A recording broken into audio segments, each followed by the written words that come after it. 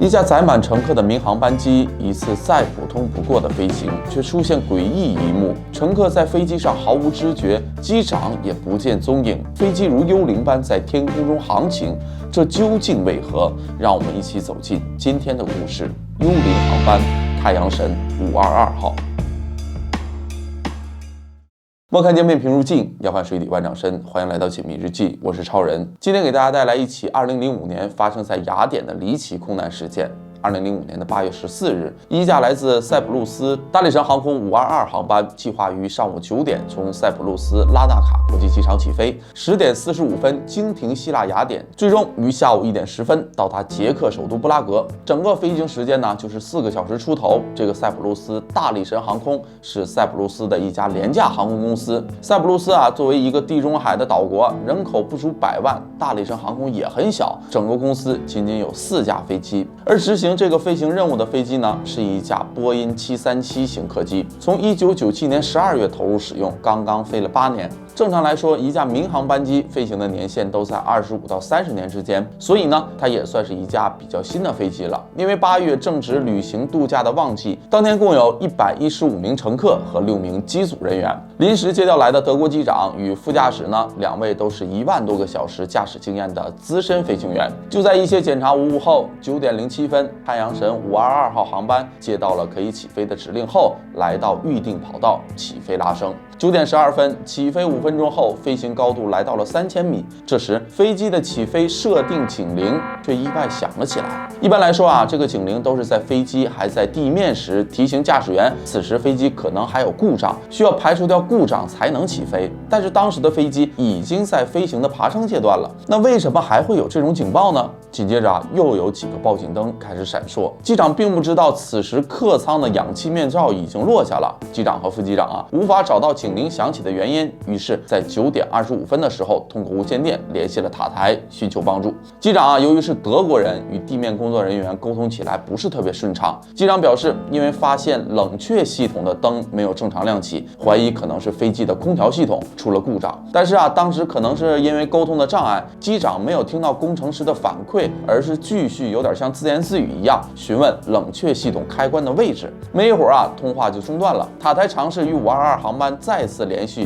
却再也没有得到回应。航班飞行高度已经达到1万米，进入巡航自动驾驶的模式。塔台多次尝试与522号航班联系，却始终无果。9点37分，飞机进入希腊领空。这时雅典空管也多次试图联系太阳神522号航班，但呼叫了19次之多，依旧无人应答。如果按照原定路线，这架航班从塞浦路斯飞抵雅典只需要1个半小时左右，飞机转瞬间就已经来到了雅典的上空，并在1万米高空上不停地盘旋。问题严重了，要知道此时正是2005年，距离911恐怖袭击仅过去了4年的时间，人们还没有遗忘那悲惨的场面。地面此时根本无法联系上飞机，万一飞机是被恐怖分子劫持了，最终撞向雅典城区，后果将不堪设想。得到消息的雅典政府立即指示军方出动2架 F-16战斗机，赶紧到天上看看这架522号航班到底是怎么了。11点18分，2架希腊空军的 F-16战斗机逼近了正在雅典上空盘旋的那架民航客机。在多次通过无线电呼叫没有应答之后，一架 F-16战斗机近距离靠近了客舱。透过窗， F-16的飞行员看到了令人费解的一幕：在客机的驾驶舱内，副机长似乎在低着头昏睡，而机长的位置空无一人。客舱里所有乘客都戴着氧气面罩，靠着椅背上酣睡，似乎都进入了梦乡。整架飞机上的人好像都在睡觉，飞机如幽灵一般。更让人惊悚的一幕还在后面，飞行员隐约看到客机上有一个人影，慢慢从客舱移动到了驾驶舱，坐到了机长的位置。飞行员试图用手势和他沟通，但对方毫无反应。此时飞行员马上汇报，这似乎是一架幽灵航班，仅有1个人活动。那么这个人会是恐怖分子吗？飞行员已经做好准备，一旦眼前的这架522号航班出现即将坠入雅典市区的迹象，战斗机就立刻将它空中击毁。时间来到了11点49分，这架幽灵航班已经在空中飞行了近3个小时。F-16飞行员看到先前在航班驾驶舱的那个神秘男子，似乎看到了战斗机，他伸出手在做着一些手势，但是飞行员无法理解那是什么意思。双方依旧无法通过无线电联络。那名男子像是在努力操控飞机，但似乎又是无用功。没一会儿，那架庞大的波音737耗尽了最后一滴燃料，载有115名乘客和6名机组人员的太阳神522号航班最终坠毁在了雅典东北部的山区中。35辆消防车、8辆灭火飞机和3架直升机立刻赶到事故现场，但救援人员悲伤地发现，整架飞机全员遇难，无人幸存。空难发生后，大家对此诡异现象都觉得不可思议。飞机上到底发生了什么？机长为何不知所踪？为何机上乘客都陷入昏迷？那个走入驾驶舱的神秘男子到底是谁？一场针对太阳神522航班空难原因的调查全面展开。希腊第一时间成立了调查组，力求还原真相。调查组找到黑匣子，并试图从中找到太阳神522号航班坠毁的秘密。专家发现，522号航班起飞的前一天，机组人员反映后舱门有过异常的响动，而且有结冰的现象。考虑到8月14日上午还有航班要直飞，工程师登机进行了临时的维修。检修的方法呢，就是工程师在飞机发动机没有启动的情况下，使用飞机的备用动力设备给机舱内增压，检测机舱内部压力，判断舱门是否有泄漏的现象。结果呢，一切正常。在检查的过程中，使用备用动力增压，工程师把增压板由自动模式改为了手动模式。问题的关键终于浮出了水面。调查人员在飞机残骸中找到了增压板，依旧停留在手动模式。这也就意味着太阳神522航班从起飞到坠毁，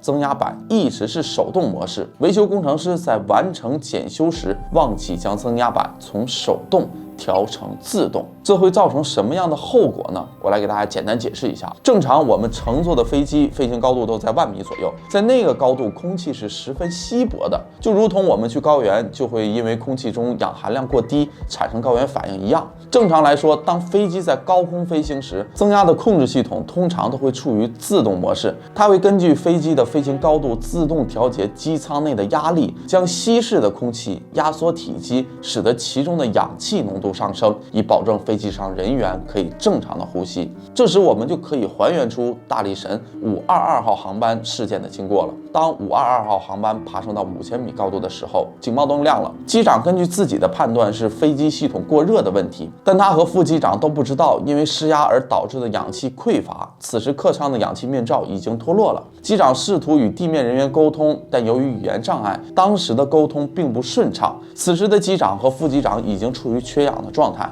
因为驾驶舱内的氧气面罩并不会自动脱落，而机长和副机长完全没有意识到他们当时已经缺氧了。一般来说，大脑细胞缺氧会让人思维变得模糊，意识不清，缺氧5分钟以上就会造成不可逆的伤害。由于机长询问设备的位置，工程师回答在机长座位的后方，这也是机长后来不在自己位置上最可能的原因，他去找开关了。而就在此时，大脑的缺氧已经超过了临界点，机长和副机长都晕厥了过去。于是诡异的画面出现了，在客舱内，乘客们惊慌失措地戴上了氧气面罩，而在驾驶舱内，机长和副机长因为缺氧已经不省人事。飞机在自动驾驶模式下爬升到了10000米高空，开始平飞。但问题是，客舱内乘客所倚仗的氧气面罩设计的初衷是在发生失压等紧急情况的时候机长在短时间内将飞机降落到适合人类正常呼吸的3000米左右的海拔高度，所以这个氧气面罩只够用12分钟。就这样，完全不知道究竟发生了什么状况的乘客和4名空乘吸光了所有的氧气后，因为缺氧也进入了昏迷的状态，而飞机就在自动驾驶的模式下进入了雅典上空。由于没有人为操作，飞机无法与地面塔台取得有效的沟通，所以无法实现降落，只能在空中自动盘旋。此时此刻，太阳神522航班已经彻底成为了一架幽灵航班。这时大家可能会问如果整体事件是一场意外的话，那么最后进入驾驶舱的神秘男子又是谁？我想说，他是一个英雄。根据522航班驾驶舱的残骸 DNA， 一个出人意料的结果呈现在了调查组面前。那个坠毁前试图操控飞机的神秘男子是机组临时调班的男空乘安垂亚·波若德莫。可为什么在所有人都因缺氧而昏迷时，他却没事儿？他又经历了什么呢？原来波莫特若曾是一名特种兵，爱好潜水，还拥有商业飞机的驾驶执照，曾接受过200多个小时的飞行训练。但是呢，他并没有接受过驾驶波音737的训练。原本这次航班并不是由他来飞，他是为了能和同为空服员的女朋友一起飞行而特意和别人换的班。就这样，在氧气面罩掉落后，波若德莫意识到身边的乘客和同事慢慢进入了昏迷状态，肯定是驾驶舱发生了什么变故。在和驾驶舱联系未果后，他决定解开安全带，离开自己的座位。虽然他的特殊经历使得他在极限环境下还有意识，但如果没有补充的氧气，他也绝不可能停很长时间。这时飞机上的便携式氧气瓶帮助了他。这样的氧气瓶一共在飞机上有4个，这就解释了他为何在别人昏迷时还保持清醒。波若德莫试图进入机舱，但自从2001年的911事件后，客机的驾驶舱门都设置了密码锁，只能由驾驶员从机舱内部打开，或者由知晓密码的机组人员从外部将门打开。波若德莫在这道密码锁前可能耗费了一些时间。进入机舱后，他尝试给副机长戴上氧气面罩，让他恢复意识，但是失败了。他用无线电进行呼救，但因为频率的设置问题，地面塔台并没有收到他的呼救信息。当他发现旁边飞行的 F-16战机试图做出一些手势沟通，但也失败了。在波若德莫成功进入驾驶舱的1分45秒之后，客机的左引擎就因为燃料耗尽熄火了。客机迅速向左急转并下坠。在那么短的时间里，波若德莫还是成功解除了飞机的自动驾驶模式。他尝试要保持机身姿势的水平，以减轻撞击的冲击力。然而，尽管他拥有商业飞行的驾照，但在高空施压缺氧的环境下，让他在那么仓促的时间里，第一次驾驶一架波音737客机在山区进行紧急迫降，显然是不可能完成的任务。就这样，飞机坠毁在了雅典东北部的山区，无人生还。这就是所谓幽灵航班的全部真相。如果飞机维修人员没有疏忽，如果经验丰富的机长早上哪怕1分钟发现异常，如果飞机晚一点熄火，再给波若德莫一些时间，也许这起空难就不会发生。可惜没有如果，谁也不会知道明天和意外哪个先来。很遗憾，现实不是电影，并非每一次都有峰回路转的结局。好了，这就是本期解密日记的全部内容。喜欢的朋友记得点个关注，我是超人，我们下期再见，拜拜。